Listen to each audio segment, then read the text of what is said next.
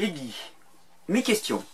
Assaisonnement. Quel assaisonnement puis-je utiliser? Vinaigre, huile, sel, poivre. Alors, tu peux utiliser tout ce que tu veux, puisque au travers de ces vidéos, je ne parle que de ce que je fais moi, hein, et je ne parle pas de ce que tu fais toi, Eddy.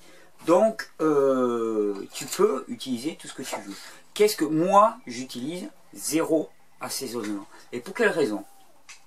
Alors, vinaigre. Si je devais utiliser du vinaigre, j'utiliserais du vinaigre de cidre qui contient un acide relativement faible, qu'on appelle l'acide malique, et qui n'a pas tous les désagréments de l'acide acétique qui compose tous les autres vinaigres, y compris le fameux vinaigre balsamique, qui n'est pas mieux que les autres vinaigres, je dirais même au contraire.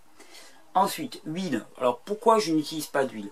Alors, dans ta liste, l'huile, ça serait le moins à bannir. Une petite cuillère d'huile, c'est pas ça qui va faire...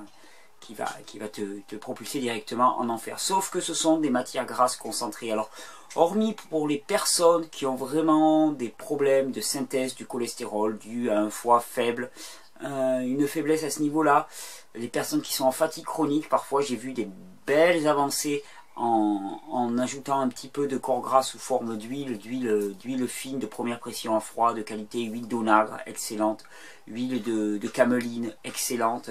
Parce que finalement les stéroïdes surrénaliens sont produits à partir du cholestérol, que parfois bien finalement le métabolisme des matières grasses est un petit peu en berne. Le problème c'est que quand le métabolisme des matières grasses est un petit peu en berne, ben, le traitement que va pouvoir effectuer le corps sur les matières grasses, même les huiles, va être en berne. Donc les huiles, oui, mais alors en toute petite quantité. Oriente-toi plutôt vers une source brute, non dénaturée. Toujours pareil. Qu'est-ce qu'il y a dans l'huile qu'il n'y a pas dans la graine brute, dans le produit brut?